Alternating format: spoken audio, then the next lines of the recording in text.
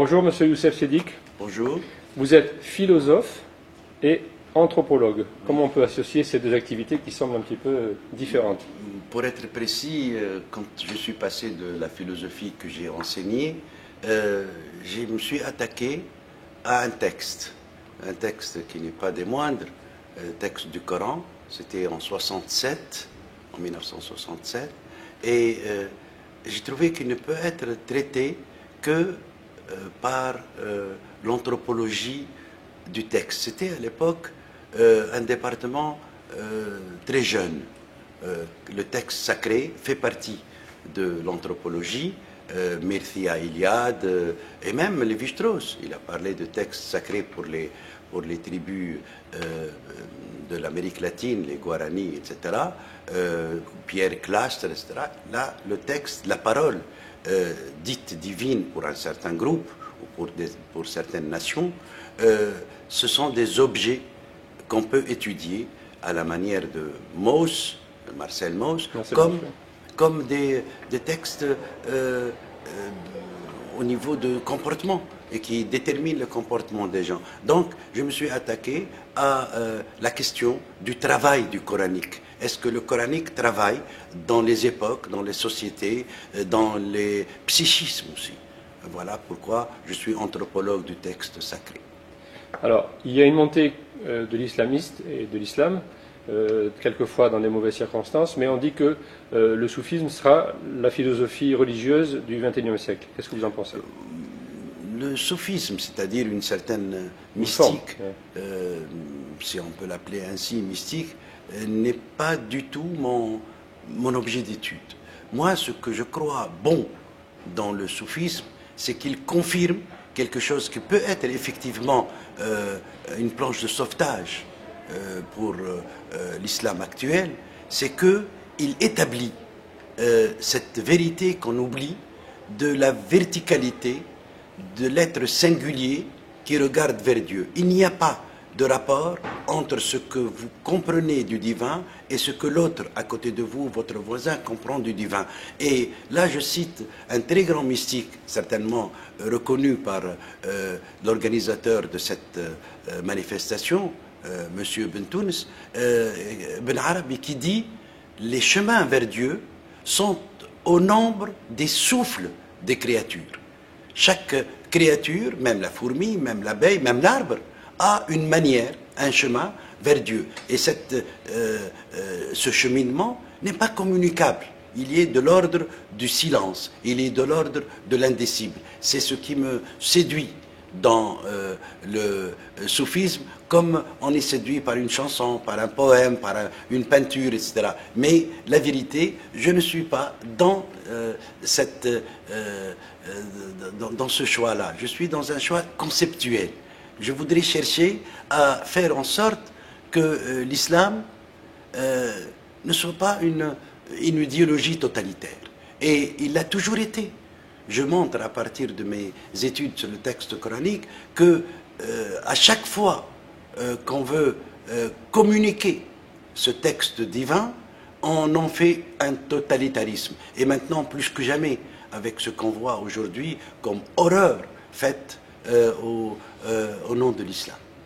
Est-ce que ce n'est pas justement une mauvaise interprétation du djihad, de cette frange de gens qui profitent de ça pour pouvoir commettre les exactions qu'on connaît? Par exemple, dans mes études sur le Coran, dans mes différentes études sur le Coran, et surtout un texte que les Français connaissent bien, Nous n'avons jamais lu le Coran, paru chez l'Aube en 2004, je montre que le mot djihad n'a jamais été utilisé dans le sens d'un concept guerrier.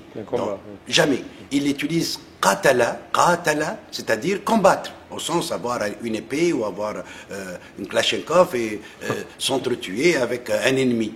Mais le mot djihad n'a jamais été utilisé dans le Coran dans ce sens-là. Le mot djihad, c'est tout simplement un effort et qui peut être surtout laudatif et loué quand il est un djihad sur soi-même, un djihad sur ses tentations, un djihad sur le diable, contre le diable. Mais jamais, à aucun moment, quand il parle de bataille, quand il parle de guerre, quand il parle d'adversaires politiques et politico-économiques, il utilise le mot jihad, il utilise le mot qital. Qital qui veut dire s'entretuer uniquement. Donc, il y a déjà une compréhension tout à fait fausse quand on établit que faire la guerre au nom de l'islam, c'est du djihad. Ça n'a jamais été du djihad quand on regarde le texte. D'accord. Vous avez fait un film sur le prophète. Vous avez donc vous avez fait une thématique qui était différente à chacune des 3 émissions. Est-ce que vous pouvez nous dire un petit peu les grandes lignes de ce film-là? Moi, quand on m'a chargé de faire ce film, de faire le scénario de ce film-là, qui a été fait par un réalisateur espagnol qui s'appelle Chema Sarmiento, je dois quand même dire son nom, le citer, j'ai trouvé que c'était une opportunité énorme pour dire, que ce prophète-là a été recouvert de 14 siècles et de mensonges, de fausseté, etc. C'est un homme que je qualifie d'Alexandre le Grand qui a réussi. Alexandre le Grand a voulu universaliser le monde. Il a fait cette fête qui s'appelle la nuit des 10 000. Il a fait épouser 10 000 Macédoniens et 10 000 femmes persanes pour cesser la question de l'ethnie, de l'appartenance ethnique, etc., etc. Mahomet l'a fait.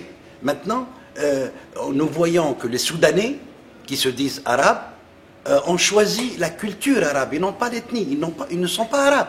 Les Berbères qui ont choisi aujourd'hui en Afrique du Nord, comme moi par exemple, je suis sûrement berbère, mais on a choisi d'être dans l'arabité culturelle. Il a réussi ceci. Et je crois que c'est son meilleur apport.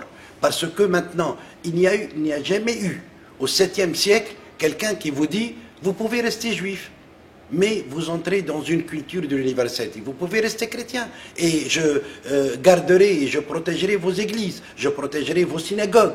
Mahomet l'a fait. Puisque à Médine, en son temps, il y avait des synagogues et il y avait des églises. Et maintenant, on a recouvert ça, on a retiré ça à l'histoire. Et la région de la Mecque et de Médine, il est interdit à un chrétien d'y pénétrer. Alors que du temps de Mahomet, il y avait des épiciers, des vendeurs, des juifs, et avec lesquels il avait un rapport énorme, des vendeurs chrétiens, des médecins chrétiens avec lesquels il avait... C'est uniquement ce qui m'a fait faire ce film-là, pour montrer à quel point on doit revenir à cette personnalité qui a été absolument retirée de l'histoire, qui a été confisquée à l'histoire.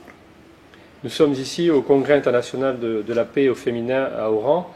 Est-ce que vous auriez, vous, un message d'espoir ou un commentaire à faire, d'abord sur votre participation et sur le fait de faire ce congrès ici en Algérie, précisément? En Algérie, c'est très important, et surtout pour un pays qui vit entre deux grands pays, le Maroc et la Tunisie, qui vivent une effervescence dans ce sens. L'Algérie est un pays très divers, très multiple, que je connais du nord au sud, que j'aime beaucoup et qui m'inspire, que c'est peut-être un des lieux d'où viendra l'espoir. D'où viendra l'espoir d'un islam qui n'ira pas jusqu'à égorger des prêtres. Et c'est une aberration, à mon avis, cosmique, d'égorger des prêtres comme on l'a fait il y a quelques années. Moi, je ne dirai pas si je suis croyant ou pas, si j'ai la foi ou pas, ça n'intéresse personne. Il faudrait qu'on arrive à regarder le divin dans chacun d'entre nous sans lui poser la question de son appartenance. Et ce congrès-là, avec cette multitude de choix de femmes et d'hommes que j'ai rencontrés et qui sont énormément différents, m'a donné l'idée que peut-être l'espoir est permis. Alors, nous sommes à Oran, qui est une ville qui a eu pendant longtemps des communautés qui vivaient ensemble, les Juifs, les Espagnols, les Arabes, les Français. Et il n'y a jamais eu aucun conflit jusqu'à, bien sûr, la guerre d'Algérie. Oui. Mais ça a été vraiment une ville de paix et qui poursuit aujourd'hui, qui prolonge aujourd'hui cette tendance au niveau de la paix. Je voulais donc vous remercier de nous avoir fait partager votre philosophie et votre sagesse qui sont aussi profondes.